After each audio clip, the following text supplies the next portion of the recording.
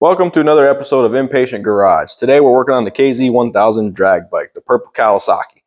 Basically, this is a full drag bike. As you see, it doesn't look like a stock KZ at all. It doesn't have the big tank. It's got a little 1-gallon tank, completely chopped, completely. It's hardtailed, so it's no longer a KZ1000, or it just has the engine basically. That's all that's left in it.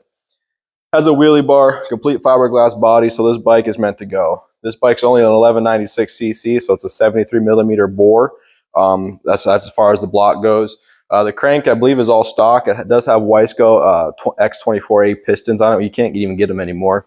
It has all the good stuff. It has an air shift kit on it. It has the Dyna 4000 ignition system. It has, so that, it has a low limit and a high limit for, sitting there on your rev limiter. Typical drag stuff. It has a shift minder, so you can actually shift it manually, or you can via the button on the handle here because it's still air actuated. Or you can let it shift itself with the shift module that's in here. Neat little bike. It is really old school. There's not a whole lot fancy about it other than the air shift kit. But it's a pretty quick bike. I had it down the track one time. Went 12:23 at 1:23. I'll put it in the video there. You'll get to see. But basically what ended up happening was we get the bike started. We're at, just playing around with it here. It starts fine. It doesn't smoke. It's all good. Get it to the track. We put the fuel in it. I ended up running 115 in it. Some high octane stuff because the gentleman who had it before me said that's what he ran. Well, come to find out, I probably could have ran 110. Probably would have been just fine. But basically, ended up putting some different fuel in it that I wasn't really sure. Had it at the track. Was trying to do a burnout. The bike just really wouldn't get going. And it ended up just blowing a bunch of smoke out the exhaust for the most part. So I said, screw it. We went to the starting line and we made our first pass on this bike. I'm just excited. I'm ready to go. I'm ready to get this bike down the track. Did a 12:23 at 1:23, blowing smoke the whole way. So then it ends up dying at the end of the track. So I have to push it a little bit before somebody actually sees me and comes down and gets me. But with that being said, I take it back to the trailer. And I'm like, I could put some more fuel in it and try to run it again. Then I said, no, I'd better not. So I just pack it up and I go watch race for the rest of the night. Get home, do a compression test on it. I have 120, 125 PSI in 2 cylinders, and I got 50 and 60 PSI in the other 2 cylinders. I'm down 2 cylinders. And this bike still did 12:23 or something like that. But I was down 2 cylinders, so it could go faster. I think it's probably a 10-second drag bike, but we'll see once we get it back together. So it does have a larger bore block in it. So it's a 1196 cc, I think, so 73 millimeters. Wiseco X24A pistons. They are domed. It has a stock crank, but I think it has aftermarket rods. It has some fast by gas carburetors, all 4 of them. As you can see, they're all 4. They're fast by gas. So for the most part, I don't know if they're tuned or anything, or if they're the old Electron 80 millimeter carbs, I do believe. I have to look that up and make sure I got that number right. I think they're 80 millimeters. Essentially, I've had this bike for 2 years now. Made that one pass about 1.5 years ago or so. Found that out, tore it down. Had a bunch of trouble finding parts. So piston rings were coming in wrong because of I wasn't ordering the right piston rings because the cylinders are goofy. So I could order the right bore size, but the ones I'd buy would come in too thick, or the first set I bought came in too thick. So then I had to call Wiseco up and say, hey, I have this piston. What am I doing wrong? I said, oh, you got to get this certain set of rings. Okay, so I finally found them from, I think, Z1 Enterprise. Had them from out in California, or it might have been Ape. I don't remember who I bought them from, but somebody had them, so I bought them. So I bought four new sets. I was like, all right, I'll put some new rings in it. I'll kind of dingle ball hone the actual cylinder, the block here, and then I'll put it back together. Well, I had it all pretty much back together. I was getting ready to put. I had the head back on. I was getting ready to put the timing chain on with the dual overhead cams. I was getting ready to put all that, button up, and I was rotated over just for giggles to make sure everything's flowing smoothly, and it was really hard. So I was like, okay, well, something's not right here. It's not rotating over. It's taking too much pressure, too much force basically to rotate this over. So I was like, all right, stop. Disassembled the head, found I pinched an oil ring on the force on this cylinder right here. So this would be, this is exhaust. So I think it's number 4. I forget how they lay. If it's 1, 2, 3, 4, if it's like 1, 3, it's goofy. Anyways, this cylinder here, as you can see in this block, I do have it removed, is the cylinder that was giving me problems. So I was like, okay, order another set of rings. Thought maybe I did it wrong in the install because it's kind of goofy trying to get 2 pistons with their rings set into the block at the same time. Really weird. Did it again, pinched another oil ring. I'm like, okay, something's wrong here. So I started investigating. I ended up looking at the cylinder sleeve around the bottom where it seals to the actual crankcase here. Saw a little bit of a crack, and I was like, ooh, that's not good. So I think it actually warped, the cylinder was a little bit warped, and it wasn't allowing the rings to get in there, and it was pinching it. It was just making it too difficult to get in there. So I went on a manhunt to find the cylinder sleeve. So you can find cylinder sleeves, but they're a little bit larger, even though they're all sleeves, so I don't know why I'm having this issue right now. But I bought a sleeve. From Wiseco. It's for up to 1200 cc, so 73 millimeter bore right in here. So the ID is actually pretty close. The problem I'm having is the OD. So I don't know, I'm gonna have to get a hold of our local machine shop here and see if he can turn down the OD of this, or call Wiseco and go like, hey, what's going on? This isn't fitting in my stock block. Because as far as I can tell, this block is very much stock. So the upper, I guess you could call it ring landing, or the sealing surface of this sleeve here, the upper portion of it fits into the block like it should. But the OD does not. It is quite a bit larger, probably a good millimeter or two. So I have to figure out which part of this is wrong. If the ID fits over this piston I'm working on right here, so that I'm gonna on this side right here, I'm gonna try to slide it down over and see if it'll fit in the crankcase. I'm almost certain it won't, but I can't get a caliper in there to verify that, but I'm almost certain it won't fit. So I'm going to try that, and then we're going to call Wiseco and go, hey, what's going on? I'm also going to email Z1 Enterprise and see, hey, because they have a cylinder that's smaller for 70 to 72 millimeters, because the pistons actually, I believe the pistons actually measure out at 72 millimeters. But the bore measures out at 73. Piston wall clearance looks good, so I'm not sure what's going on. I could be wrong. I forget it. Over a year ago when I measured those. I might be completely wrong here. We're going to try to figure that out so that we can get this bad boy put back together and maybe take a couple passes down the track with it. I don't know how much we're actually going to run this bike, or if we're just going to get it back together, running right, and then sell it, because this bike's a pain in the ass. You have to have two people to run it, basically, because I can't start it, leave my start cart, and then go back and get it after the run. I just can't do that. So you have to have two people, one to carry your start cart, and then you got to push the bike all the way up to the staging lanes. Where I race, it's not necessarily bike friendly for that. You're going to be pushing, which is not a big deal, because the tank is so small. So I get to put a bigger tank on so that I can start it, drive it over, and then park it, and then have enough fuel, or take a little extra fuel with me and put it in there. The problem is every time I go back to the staging, or every time I make a run, I have to go back to the trailer or bring fuel with me with my start cart, because it uses every bit of that fuel in one pass. So I'm not sure how I want to do that. So no matter what, it's a two-person adventure. I usually have somebody there with me, but they don't always want to sit there with my start cart, with my fuel, waiting for me to run. And then they got to run. They got to take the start cart with two big batteries in it and all that, and the big starter over to the side to watch me run, basically. So it's kind of a pain in the ass. I'm trying to look up and see if I can maybe add like a factory starter, or a little bit hefty of a starter back onto this bike and have electric start, because that'd be a lot nicer. Because this bike, it's not that high in compression. I mean, it does have dome piston, so it's going to be a little bit higher in compression than a stock one, obviously. But it shouldn't be more than 11.5 to 1, maybe 12 to 1.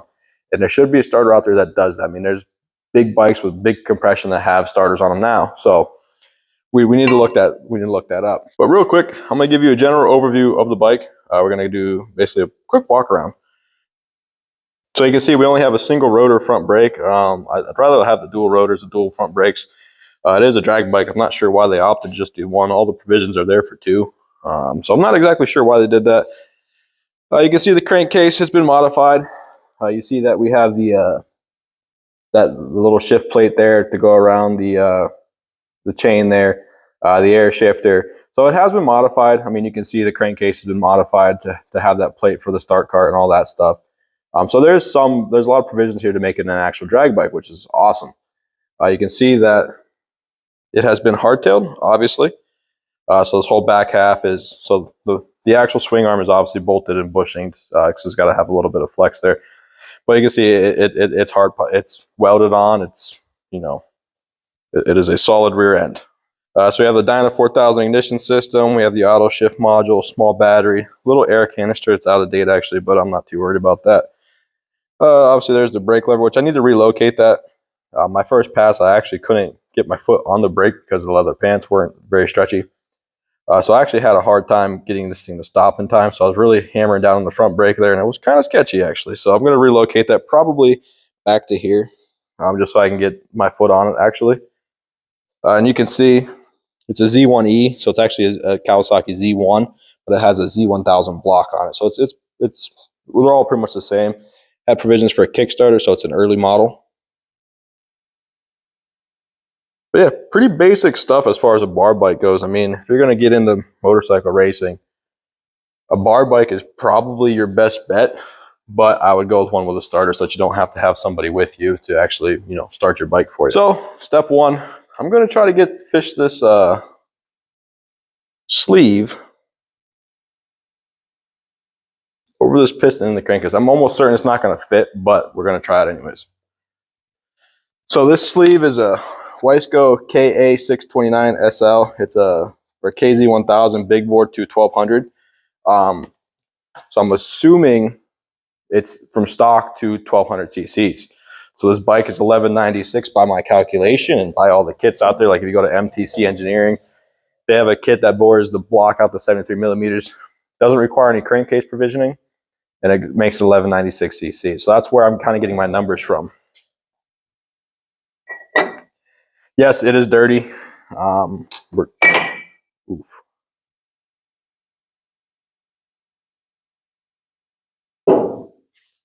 Yes, this bike is dirty. Unfortunately, there's not a whole lot that I could prevent from getting in this for how long it has sat. So I mean, it would probably benefit from the crankcase being pulled and, you know, turned down and all that good stuff. But I think we'll be perfectly okay. So you can see I pinched the oil ring, the oil wiper. Actually, the oil rings are down here. I did pinch one of those too, this one right here. So I think this was on this way. So they got pinched and basically made this no good. I actually kind of scored the cylinder wall, and I was like, okay, well, time to get a new cylinder, and kind of discovered the issues we were having when we pulled that out. So I'll leave that there. I mean, I'm not been very careful with dirt and grime, unfortunately, on this bike. Initially I was, but then I got really discouraged. Just kind of dealing with some other things, so I didn't really worry about it too much. So okay, so the ID don't even fit over this piston. So see, that's the thing, is, and those are press fit too. So I'd have to pull the crankcase, split the crankcase, pull it. And I don't really want to do all that. I don't really. So I've been kind of thinking, I'm going to call them first and make sure I don't have to, and make sure I can get the right actual cylinder wall, or I'm going to call them and see if I can get the right cylinder sleeve that actually has the OD that'll fit in a stock crankcase, because that would make my life a lot easier. Then I could get that board out to 73 millimeters, and depending on which one's there, I might do all four. I was going to do one, but I was looking at the other three cylinders, and they're not very good shape as far as I can tell. So I'm probably going to end up having to redo them all. Then there's a little bit of work that needs done on this bike actually. I didn't think it was cheap. When I picked it up, it was a ready to go bike, bar bike.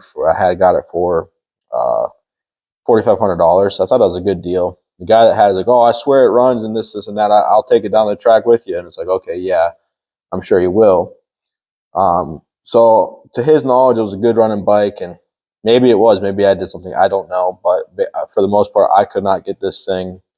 It was smoking, and there was no compression left. So here we are rebuilding it. I could take it to somebody and probably have them do it correctly, clean everything up perfectly. There's a guy down the road that does motorcycles and small engines, and said he's worked on stuff like this before. But I do things myself. It takes me a little longer because I get distracted and do other projects. As you see, I have the Rambler. We're going to start an S10 overlanding project here soon. We might go look at a Suburban or an Excursion this week or next week to purchase for a tow rig. So yeah, so we have a bunch of other stuff going on that, you know, might pull my attention away from this, because I have a full-blown drag car that I'd rather drive than this thing. Just because of, like I said, the sheer pain in the butt that this bike is.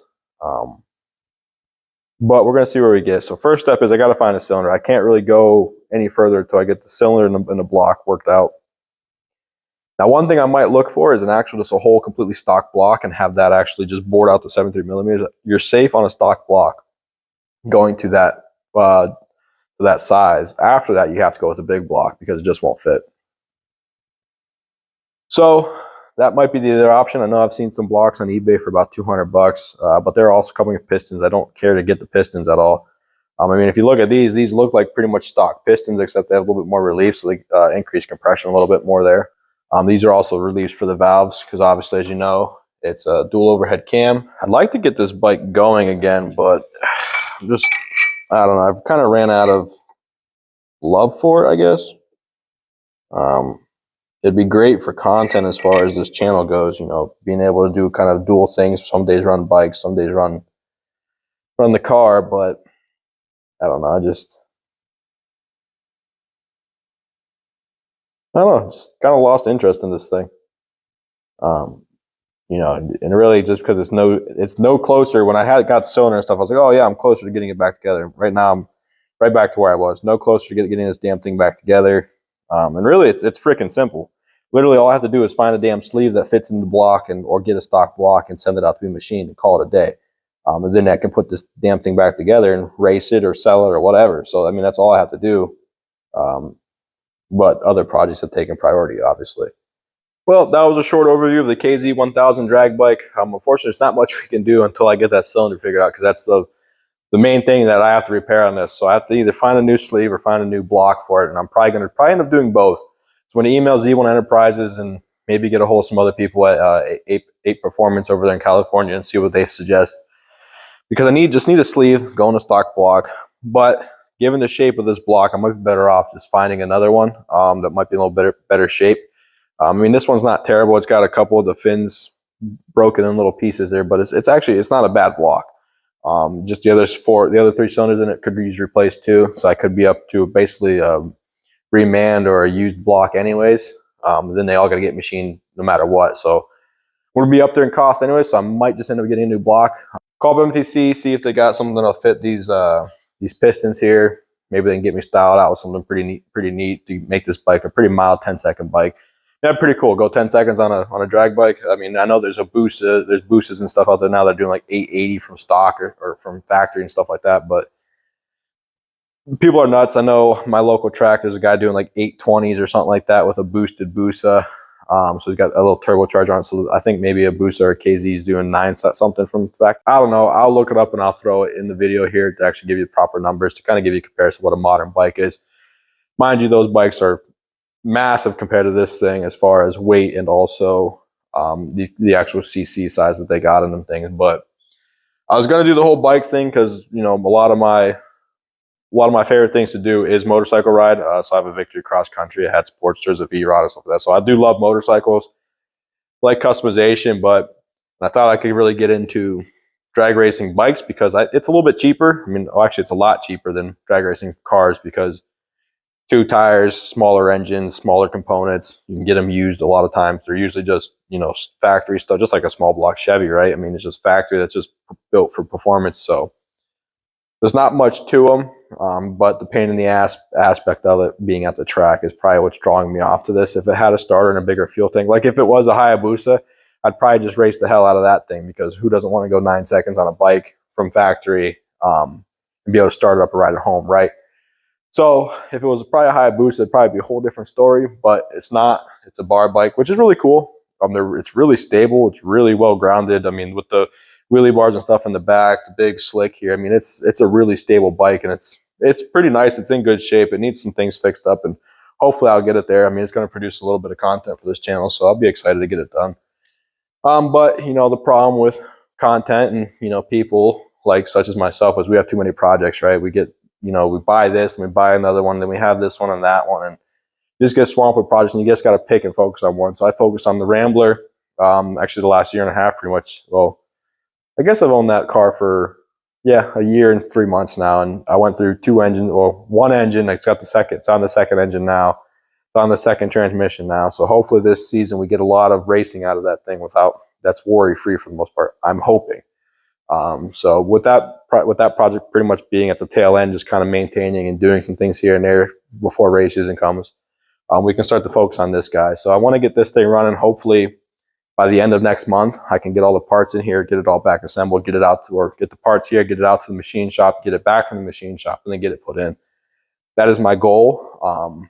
Not sure I'll be able to actually achieve that, but that is my goal. So I'm hoping to, and I think we'll be able to find something. I just got to put a little effort into it, and get on the Google machine and start looking for the parts actually, and put a little time and effort into it.